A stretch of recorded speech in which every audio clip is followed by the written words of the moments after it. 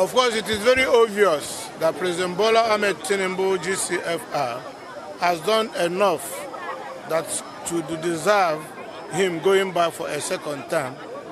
Look at what is happening, the grassroots, how the grassroots has been stimulated, starting from the membership registration, which was done electronically, to the validation of members. And you can see 35,000 human beings in just one ward in Oru East local government. It means that if we vote only our party members voting for President Bola Ahmed Tinubu, he has already won the election. Because the membership registration as carried out by All Progressive Congress, took care of grassroots inclusiveness. And today it is manifesting to the realities of our democratic situation in Nigeria. So I want to congratulate Nigerians for sustaining democracy. I want also to congratulate President Bola Ahmed Tinubu for bringing time to do the politics the way it should be done. And also congratulate members of my ward for turning out in their numbers to vote for President Bola Ahmed Tinubu for his second term in office. It is no longer democracy if there is no opposition. I also encourage opposition parties to work hard, do what the ruling party has done. And when, by the grace of God, when it becomes their turn, they will elect their own president. But today, I can see that Nigerians are excited, Nigerians are happy that President Bola Ahmed Tinubu has done well. Welcome to Raw Politics NG. A sitting governor just told us how President Tinubu plans to win 2027 election. And most Nigerians are scrolling past it.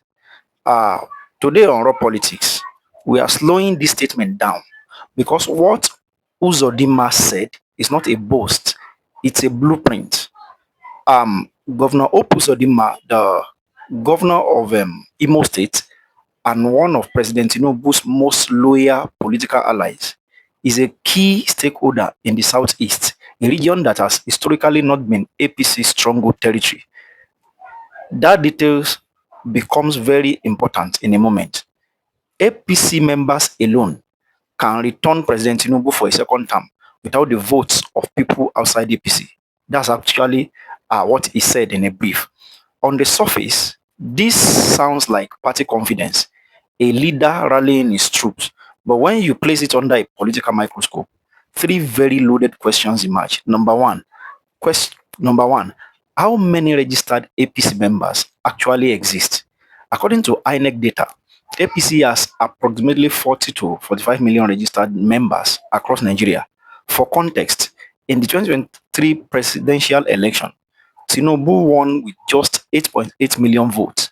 So mathematically, if APC mobilizes even a fraction of its membership, the numbers work. But here's the catch. Registered party membership and actual voter turnout are two completely different things. So why is Uzodinma so confident? That confidence has to be rooted in something beyond normal voter mobilization. Question two, why will you publicly dismiss the need for votes outside APC? This is the most politically loaded part of the statement. In a healthy democracy, politicians cut voters, they expand their base, they appeal to undecideds, they build coalitions. Uzodinma is doing the opposite. He's publicly saying, we don't need you. That's what he's saying to everyone that is not, part of APC. That is not the language of a party preparing for a competitive election.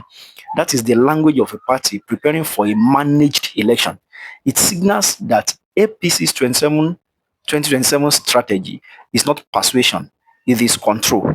Control of the process, the structure, and potentially the outcome.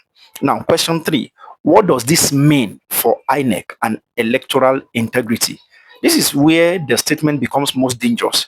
When a powerful APC governor says members alone can deliver victory, is indirectly telling you that the electoral architecture is already being positioned in their favor.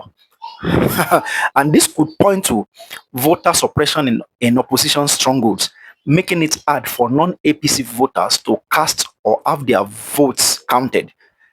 INEC compromise, positioning loyalists within the Electoral Commission at critical levels, result manipulation at coalition centers. The same playbook Nigerians have seen before. 4. Security deployment as intimidation, using military or police presence to suppress turnout in hostile territories.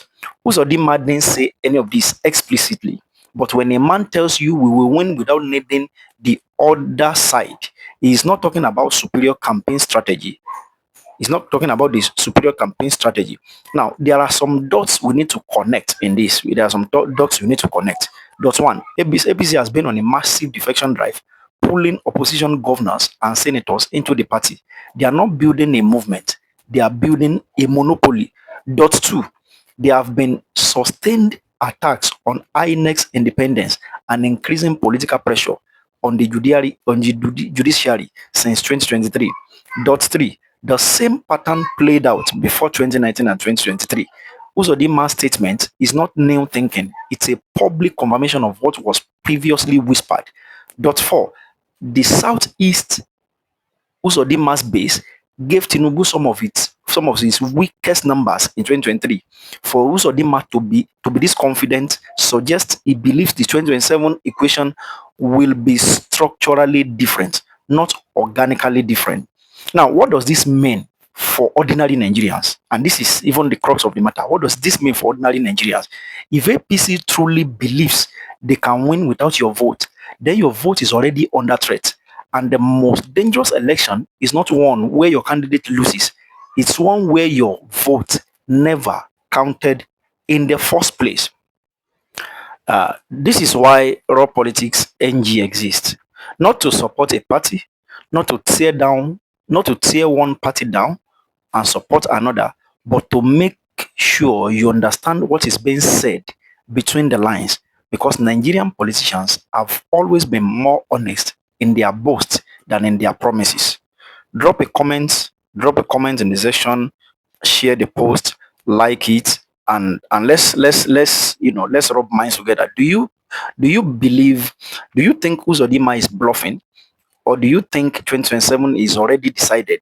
And if you are watching this without being subscribed, you're already missing the real conversation. So subscribe. Thank you.